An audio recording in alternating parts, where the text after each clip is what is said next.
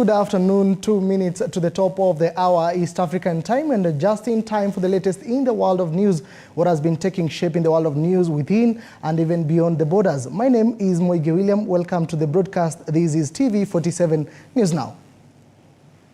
Now, on our focus this afternoon, the Kenya National Union of Teachers is now revealing that the emotive teacher delocalization giant policy has re-emerged back strongly, this time hibernating in the name of ongoing teachers' promotions. KNUT National Treasurer James Mwondiku says the new twist has led to the huge backward move where teachers are now being forced by the employer, Teacher Service Commission, that is TSC, to work in areas outside their choice illegally. He says KNUT has already joined the push by county governments to have this delocalization menace stopped once and for all, a promise that is clearly anchored on the Kenya Kwanza Coalition Manifesto. This has been the talk, and mostly this has been the talk by Kenya National Union of Teachers as a union. Because Kenya National Union of Teachers is a union that represents teachers of all grades, of all qualifications in the country. The issue of delocalization has been in the main domain. And this is an issue that, or even this is a policy that we undevised Teachers Service Commission against. Because teachers cannot deliver well. Teachers cannot deliver well if they do not teach in places where they are comfortable.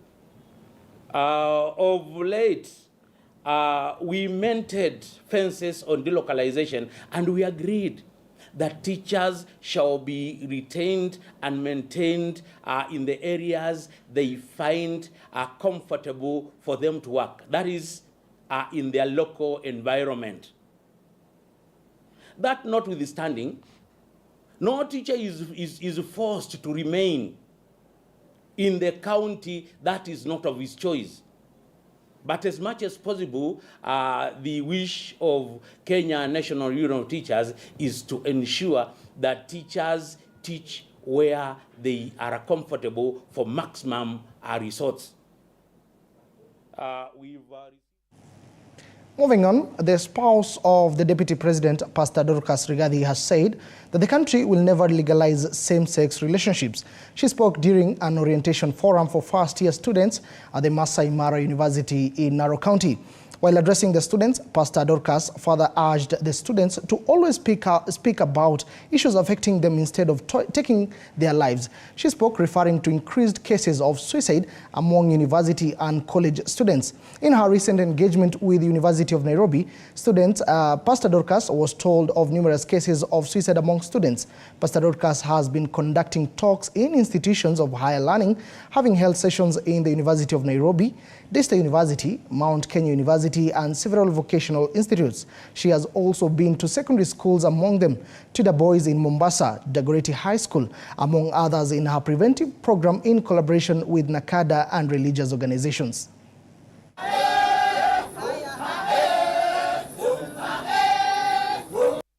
am a pastor and I am a mother. I have never in the history of the world found where religion, that is Christianity, the Muslim, the traditional religion, where the culture, where even the law, the constitution meet at one place and say, this is the wrong thing. In this country, it is not lawful for a man to marry a man. It is not lawful for a woman to marry a woman. Constitutionally, it is not legal. And I am just asking myself, when we get ourselves into this space, Africa is not ready for that. We have our own culture. We have our own religion. We have our own direction. And I think it is time we come out and speak seriously and debate about this thing. And when you hear us speaking about this, we want to have a thriving Africa. Because when a man marries a man, what do they produce? And when a woman marries a woman, what do they produce? I think we must go by the divine order. When the divine order is obeyed, it is only that time that a community and a society can thrive. Away from that, health professionals have sounded an alarm over the resurgence of new cases of polio in Africa, which are threatening to claw back the gains so far made in the fight against the disease. Speaking at Machakos Level 5 Hospital during the launch of a fresh immunization campaign targeting at least 242,094 children aged 5 years and below, a medical expert attached to World Health Organization, that is WHO, Charles Mulwa, said there is a dire need to upscale preventive measures to contain the spread of polio. He expressed concerns that many parents in the country were increasingly failing to avail their children for immunization, a fact he said could expose many children to more dangerous diseases. Ya muhimu ya kuwaeleza ni kwamba kumekuwa na threat mpya kuhusu polio, ya kwamba kuna ile polio chipukizi, na hii polio chipukizi tumeiona kila mahali katika nchi za Afrika. Kwa wakati huu tunapoongea, nchi 22 katika Afrika zina ripoti hii polio chipukizi. Ni muhimu sana tujitokeze, tusidanganywe ya kwamba polio vaccine iko na madhara yoyote. Hii polio vaccine ndio imetutoa hiyo mwaka ya 1988 tulikuwa tuna report cases 1,300. Saa hii tunaona cases 2-3 zinatokea hapa na pale.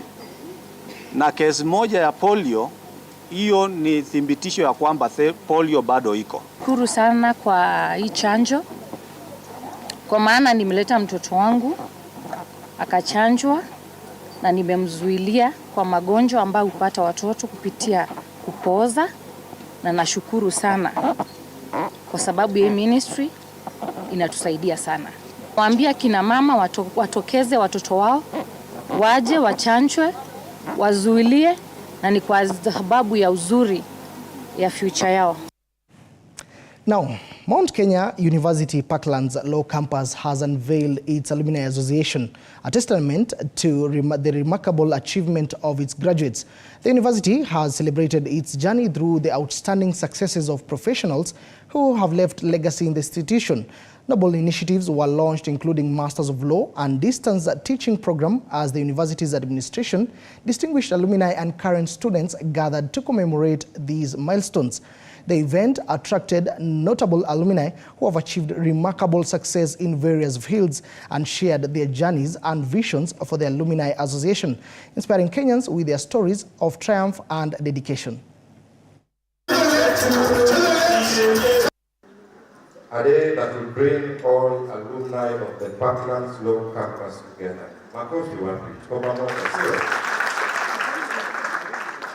It has been 10 years since Mount Kenya University had its first law graduates. That was 2013. Today, as we gather in a very nostalgic way to reminisce the good old days, we wish for nothing less than God's favor in both our endeavors and the university's growth.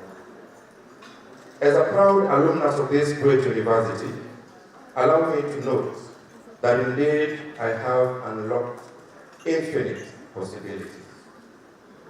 Fellow alumni, this is our day. Let's cherish it as we pave way for many more. I am very excited to speak about the LLM program. You have heard so much about it. It is one of its kind in this country. It is one that we are offering on the unique Odell platform.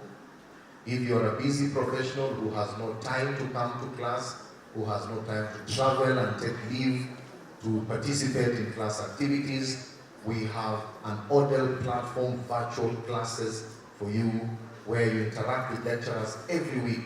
You have full support, and we have classes in the evening after 5 o'clock. I just want to introduce colleagues with whom we have started the master's program teaching with. impeccable. Moving on, a section of private sector entrepreneurs have pleaded with President William Ruto's administration to lower the impending high taxation on to stabilize the business sector in the country. Speaking with the media in Nairobi, the investors cited indulging other options, including closure of many business activities if the cost of living will continue pinching Kenyans. They said the economy is facing unique local and domestic circumstances compared to previous regimes and requires carefully crafted interventions. And we are responsible that we should support our government by creating a generation of wealth so we can pay taxes. However, if you start overtaxing an investor, the investor starts becoming uncompetitive. Yeah? He starts becoming uncompetitive because the cost of the product goes up. When the cost of the product goes up, business goes down. You start getting job losses. You stop receiving new investments. And when business goes down, no matter how many taxes you implement, there's nothing we have to pay you taxes. Away from that, a section of Mount Kenya East leaders have called on Deputy President Rigathi Gachagua to unite the whole Mount Kenya region, despite their political affiliation. While speaking in a burial in Meru, the leaders led by PWD's Meru County Chair, Mike Makarina, who is also an Azimio member, and echoing his words, other leaders said development should be given by the government equally to the region. Kufanya kwa dhiki ni rafiki. Na wazungu wanasema scratch my back, I scratch what? Yours. Kama vile Kiele amesema, he is the undisputed leader of the region and the deputy president of the Republic of Kenya. Kwa Azimio, sisi wengi tunaumia na si ati hatukupendi. Ni wewe utatuita kama vile Kibaki aliita watu. Mitheka yuko hapo atuite, hakuitia watu wa Azimio. Tukuambie kwa nini Mount Kenya hatuko pamoja. Wewe unafaa ukiongea, unafuata hilo cha zimekuzingira. Ukiongea kila mtu anasimama kama Kibaki. Na wengine wakiongea kule wanajaribu kusema wewe ndio uko na shida. Wanapelekwa maendeleo na serikali yetu ile tulichagua, alafu wanaenda kwa magazeti kututukana dialect. Hatutakubali. Na vile hiko katiba ya Kenya mimi unifurahisha tangu 2010. Kwa sababu mwelekeo ule imeelekea. Mimi najua hata wakati huu haitaenda kombo, itaenda vile vile imeenda kutoka 2013 mpaka pale imefikia wa leo. Kwa hivyo tuna hope. Na kama tuna hope, mambo ya kutingizwa na mambo ya nje, wachana na mambo ya nje ile inaandikwa na magazeti na hiyo ingine. As the Ethics and Anti-Corruption Commission intensifies the fight against land grabbing menace in the country, residents of Utange, Mombasa County are living in fear of eviction. The situation has led to children missing school and spending nights in the rain due to heavy rainfall in the area. Human rights organizations have stepped in, urging the police to restrain from excessive force and support legal actions. Speaking at Utange, that is John Ettore Akran from Sheria na Haki organization has called for quick intervention by the National Lands Commission as the matter is now escalating into a security threat. Hapa tuko wakazi zaidi ya 500. Tunahangaishwa na makao hapa. Kitu tungeomba serikali, gavana wetu tusaidie kwa sababu tunasikia kwingine kunapewa title. Hapa kwetu hatunaga title kwa sababu mabwenyenye wametengeneza karatasi zao. Na sisi hapa tumekaa zaidi ya miaka na mikaka. Sasa hii ni wakati wa mvua, sijui tuende wapi. Watoto wanahangaika, wengine leo wajaenda shule manake asubuhi risasi zimepiatuliwa hapa asubuhi. Hivyo mshale ukatoka kule kujapata mtoto. Serikali mko wapi? Tusaidieni. Sasa hivi tuna watoto, tutalala wapi? Tunavunjiwa na manyumba na watu wenye hatuwajui. Sasa hivi tumeketi hapa nilipofika, mtu anajitokeza saa hii anasema ni plot yake. Moving on, farmers in the semi-arid parts of Embu and adjacent counties are set to benefit from advanced irrigation technologies to produce food after the Israel government established an 8-acre model farm at Don Bosco in Embu County.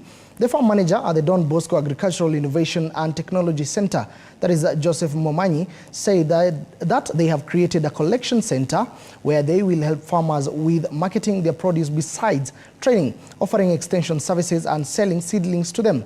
Embu Deputy Governor Kinyua Mogo observed that the farm set after a memorandum signed 2 years ago will teach farmers how to harness advanced irrigation technology through use of little water and chemical in arid areas.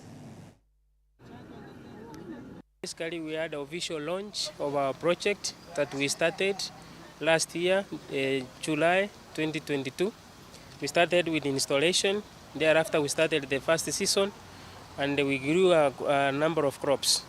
In our project, we have managed to have farmers, training them, offering them extension services, selling seedlings to them, and we have created what we call a collection center, where we are looking forward into helping farmers with the marketing, where they bring their produce to our high-tech farm for sale at good prices.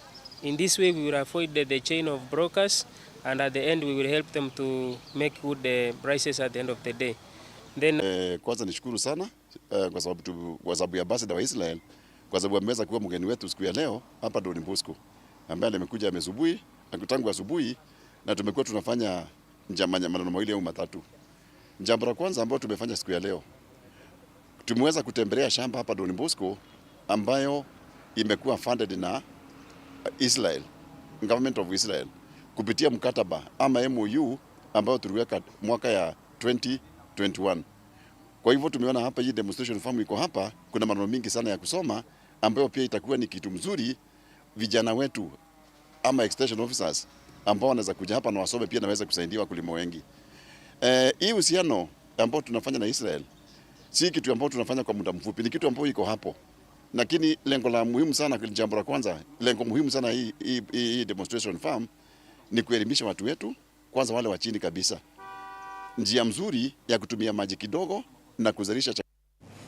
In line with the Kenya Kwanza administration on local industrialization, local miners in Taita Taveta have called on the government and financial institutions to support the locals in the mining sector, led by Javan Mugendi, who has now opened a mining product shop in Voi. The miners cited lack of proper mining equipment as a major challenge they are facing. The government has been urged to empower miners on local production and value addition.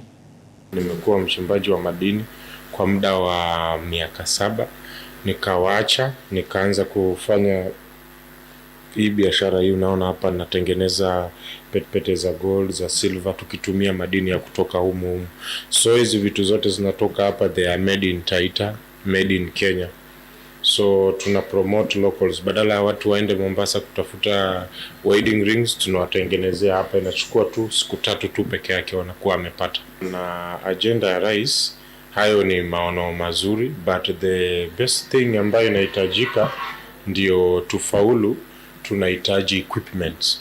Kina mama pia wanahusika sana na madini, na kunao wengine pande zile za Bura ambao pia wanajishughulisha na kuongeza value kidogo, na wanaungana wote katika hii effort, na tunatia moyo hasa financiers ambao wako na biashara ya pesa waweze kushikana na hawa vijana ambao wanafanya shughuli za madini. Maana wanahitaji capital, either ya kununua hizi machines za kufanya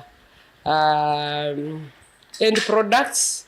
Wengine wanahitaji machines za kuwasaidia ili kuchimba yale madini.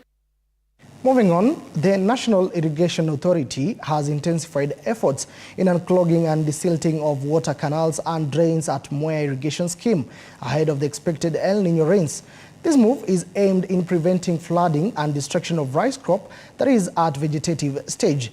According to Mwea Irrigation Scheme Manager Innocent Ariemba, 35,000 acres of land is under cultivation of rice, which is at vegetative and flowering stage, and farmers might incur losses if proper measures are not put in place ahead of rains. My Irrigation Scheme is one of the areas which are hard hit by flooding in Kirinyaga County. Farmers from Shumbiri section say that during the rainy season, many farmers are not able to reach markets. Tumejipanga, tunaendelea kufanya water distribution kwa scheme sababu saa hii ndio tunaelekea peak irrigation requirement ambapo maji inahitajika kwa wingi kwa mpunga sababu ndio inafanya flowering.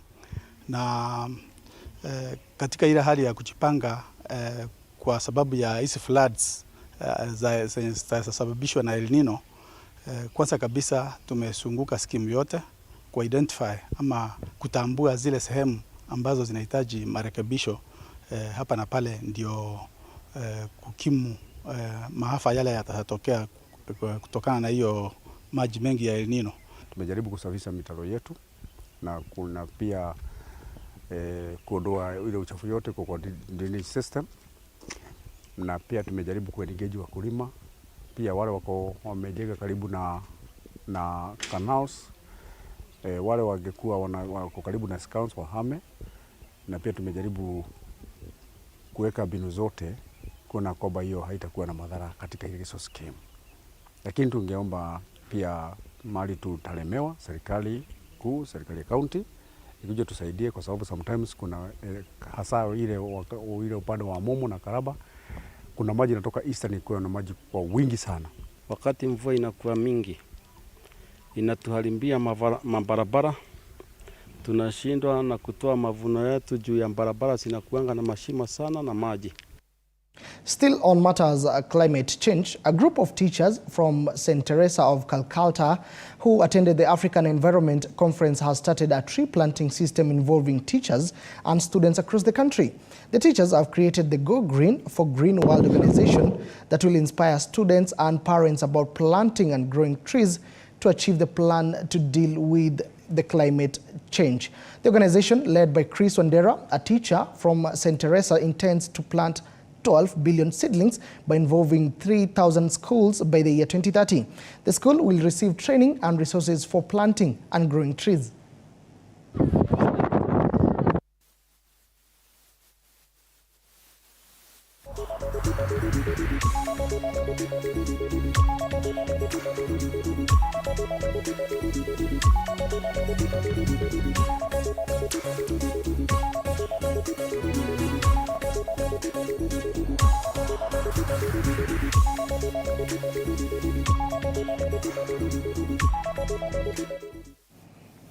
Apologies for that, but that is a great initiative by teachers and also students on matters climate change. Now let us shift focus to matters politics.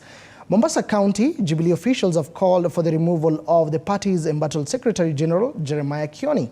The officials, led by Changamwe UDA Party Coordinator Albert Kiguru, his Nyali counterpart Francis Kibuhu, Treasurer Festus Mauru and Peter Gishamba, a Jubilee member, have accused Kioni of creating unnecessary rifts and confusion in the party.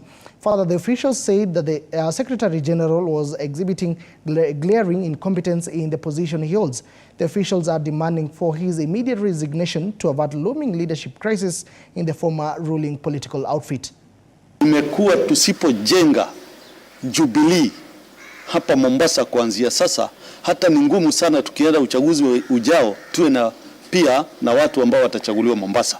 Kwa hivyo tunaomba Jeremiah Kioni, kama ameshindwa na chama cha Jubilee, manake tunaona ya kwamba hakina uzito wote chini yake, tafadhali apeane hiyo nafasi, tupate mtu mwingine ambaye tutajenga nyumba ya Jubilee upya kwa pamoja. Chama ya Jubilee is a national party, ina compete na ODM, lakini Kioni amekuja kwanza kuleta vuguvugu huko ndani, kutaka kusema okay, Wakikuyu wakae upande hii, na hii ni chama ambayo tumekikuza miaka 10, imekuwa katika uongozi. Makosa kubwa sana ukiwa katibu mkuu wa chama kuwa wewe ndio unavunja sheria za chama bila kunjari members wanafanya nini. Kioni mwenyewe anajua yale makosa amefanya, na sisi katika kaunti ya Mombasa tumemuomba resign, na kama hata resign tutaenda kotini Jumatatu.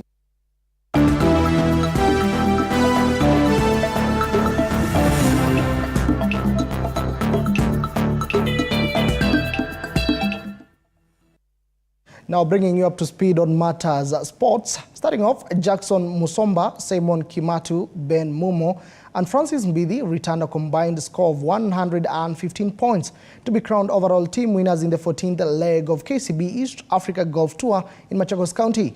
The team comprising of Joseph Malatu, Francis Musembi, Chalo Munyao and Engineer Kwemba returned 110 points to emerge second in the golf tourney that brought together 114 players. The two teams are now expected to join 12 other teams that have already qualified for the grand final event scheduled for next month at the Karen Country Club. Other categories in the event saw lady golfer Jemima Samuel being named the overall winner after carding 45 Stapleford points, while Anthony Gitu carded 42 Stapleford points to clinch the men's winner award.